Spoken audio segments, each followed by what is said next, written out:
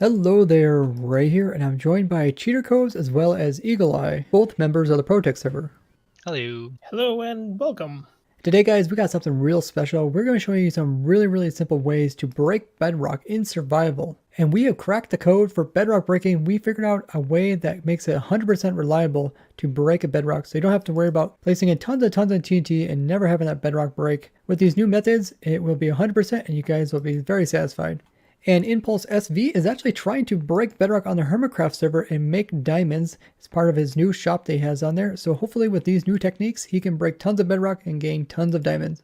This all started a few months ago when we were trying to figure out an alternative way to be breaking Y0 Bedrock. And while we were doing a lot of testing, we tried to find out why a lot of times it wasn't being reliable. So after much testing and cheater codes looking into the Minecraft code, we figured out why it was inconsistent. And using these discoveries, we're able to make a lot of different types of flying machines which allow you to AFK and break Bedrock, all while being in survival.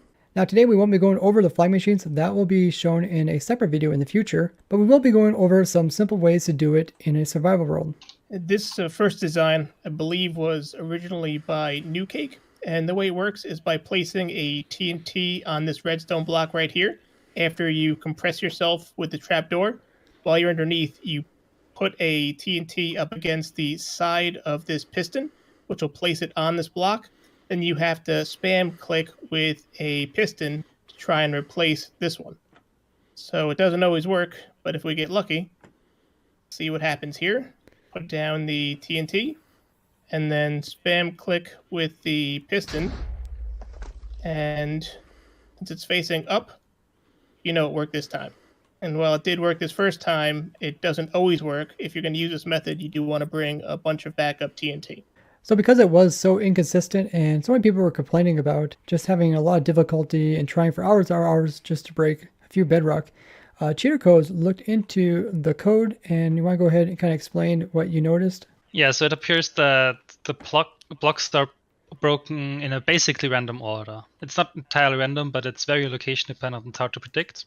What you want is you want to blow up the power source before you blow up the piston, and there's no way to guarantee that with a single TNT. However, I realized that you could instead just butt power the piston and then put a lot of blocks around it to increase the chance that the piston is updated before it's exploded. And we made a little simple setup for that. So this is a bit more reliable than that, but it's not 100%. Essentially, we got this piston here.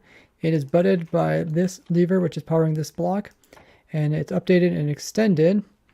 If we would remove that power, it's still butted. We have a bunch of blocks around here which are easy to break for TNT, including this netherrack. And if we stick the TNT just a little ways away, it will have a really high chance of breaking these other blocks before actually breaking the piston. And we can go ahead and give this a try.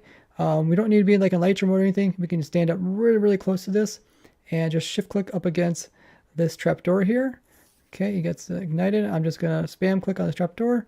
When it blows up, the piston is facing downward. That means it actually failed. If you remove this, you see there is no bedrock. So it's not 100%, but with this method, it is possible to have a higher chance of actually breaking the bedrock underneath. So we'll try it again to power it. Power this, come in here, spam click a piston up against the edge of this. And that time it did work because the piston is facing the same direction as the first one. If I go ahead and break this one, you should notice that there is no bedrock underneath. It went ahead and destroyed it. Plus it also breaks up a lot of your blocks, so you don't have to tear them down. It makes it pretty nice to do this setup. And like I said, it's not 100%, but it is better than that setup over there. So as we mentioned before, the problem is that the order of events is not reliable. So in order to make it reliable, this is a very simple example setup. So we have two TNT blocks. One is responsible for just blowing up the redstone block. The other one is responsible for only blowing up the piston. And we ignite them both in the same tick, but with different update orders. So this one here ignites first, and then this one, but still in the same tick. And that's because there's a delay on this repeater, and it takes longer for it to be processed. They have the same total delay, but the initial delay of the first repeater is lower on this one, so this gets updated first. So when we ignite this TNT will technically explode before this one, and yes, it will remove this power source. I mean, this piston is retracting. Then this TNT will blow up this piston while it's retracting. And then in that time, we will be able to place in our piston, which will take the properties of this one retracting and apply it into a different direction and apply it this way, which will pull this bedrock block, pretty much replace the bedrock block with the piston head, which will make it air. So we can go ahead and try this one now, I guess. The lever over here, just flick the lever, spam piston up against the side here. You can see the bedrock block has been removed and the piston is now facing back upward again. So it is 100% reliable by using two TNT. This same type of setup can be used for any direction of bedrock. So that one was on the side, but we can also go ahead and break downwards as well. So if I flick that lever there, go in here, then spam up against this side here. Now, if I remove this, you see the bedrock is broken downwards. So after we got working 100% of the time, we wanted to now then compact it. So instead of using repeaters to kind of determine which TNT would update first, we decided to use redstone and levers. And the way that a lot of redstone components work is that they'll update certain directions before others, and we can use this to determine which TNT will get updated first. So lever here is actually going to update this block and this TNT over here first. Then it's going to update this one over here. And we can actually use this to be able to have a reliable way of breaking bedrock. And even though the game will actually technically ignite both these in the same 1/20th of a second, the game cannot do both of them at the same time. So one will have priority over the other. And we can go ahead and do this one in survival as well. You actually don't take that much damage, even though you're this close to the bedrock, or this close to the TNT explosions. There we went ahead and broke this bedrock. So if we remove this piston, bedrock is broken underneath. So another thing we realized afterwards was that while the first TNT has to blow up only the power source, the second one can be placed pretty much anywhere. So in this setup, we just moved it next to the other TNT. So it's further away from the player, it still works reliably, and it's just more compact. Okay, let's go ahead and give it a try. Ignite, come in here, spam up in here, and voila, went ahead and broke some more bedrock. Just out of curiosity, while we're not sure where it would be too useful, you can also break bedrock upwards the same way. So this setup is exactly the same, except it's a bit changed, so you can turn the piston upwards. So I'll power this and spam a piston along the edge right here. And went ahead and broke the bedrock up above. So you can break bedrock pretty much any direction, even upwards. So the last thing we tried with this setup is to just see how big of a hole you'd have to make if you want to dig all the way through the ceiling. And you can do a 2x4, but you're very close to a TNT and might take quite a bit of damage. But it does work. So I actually got some armor here. By having blast resistant armor, you can pretty much avoid taking almost any damage whatsoever.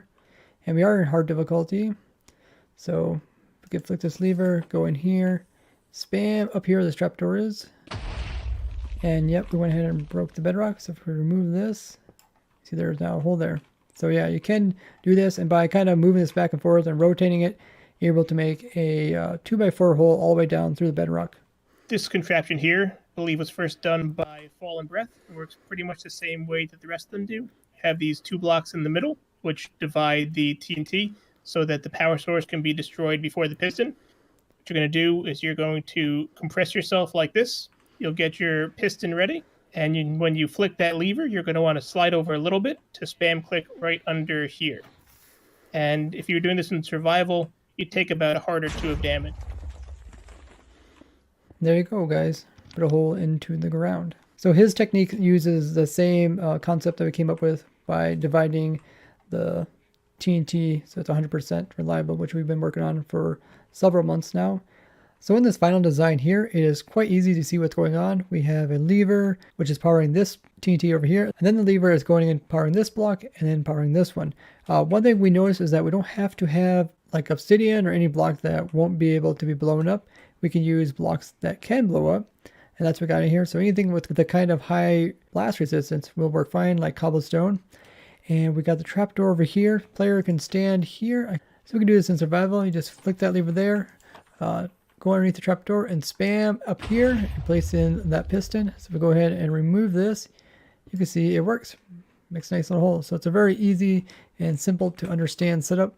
And you can also change this around where you have it 2x3. and have a trapdoor here. But then we switch up the update order for the TNT. So we have the dust over here and the block over here. And this block will ignite this one first, which will blow up this lever, making it retract. And then this one will come around and blow up the actual piston here. So let's go ahead and give it a try. Click the lever, go in here, spam up against this here. And yeah, if I remove this, you can see the bedrock has been broken. But you do take a little more damage because it's a kind of direct line of sight between this TNT and the player over here. But by having only 3 wide, you can make a hole that is 4 by 2, and you can go all the way down through the bedrock with that. So when it comes down to placing in the pistons, you want to click really fast. So you can have like a macro that clicks fast, or you can actually do this in survival. I showed you guys this a trick way back in 1.13, where you come into here, your controls, and switch these out to a keyboard button. So if I click on this, right click, which is place item, just change it to B. Now if I come out here and see, if I go ahead and type, notice how when I press B for the first time, it's going to print out 1B, but if I continue holding down, it's going to spam it really, really fast.